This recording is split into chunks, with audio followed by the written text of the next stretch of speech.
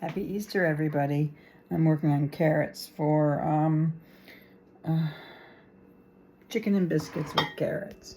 That's my plan for lunch today for my family. Carrots, peas, chicken and biscuits, and lemon pie, chocolate pie. The daughter and the daughter-in-law are making the pies. So I just want to say, being a person with mental issues, I've always been aware of different things in society and in relationships.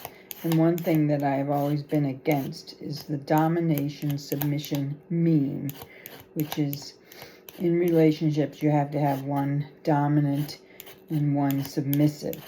It's not egalitarian or that's why I consider myself leftist. But now I don't consider myself leftist anymore because I guess it's not really politically correct to be left, because if you are left and you group people as in victimhood, then you deprive them of their humanity and their own experience by grouping them as a victim. So I'm not going to go for that, but I don't, and in relation to that, I don't like the domination submission meme, which is why I became or considered myself leftist. But now I'm just a middle of the road person.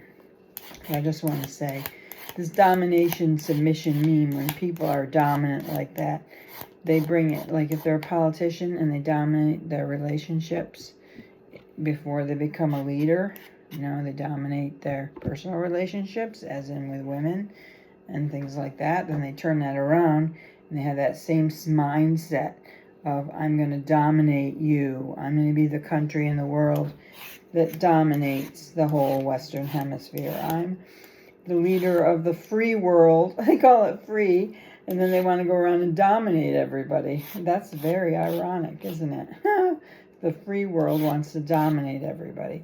But then in their own culture, they don't espouse freedom, except for freedom for their domination plan. They want to be free to dominate everybody. They want to take people's rights away.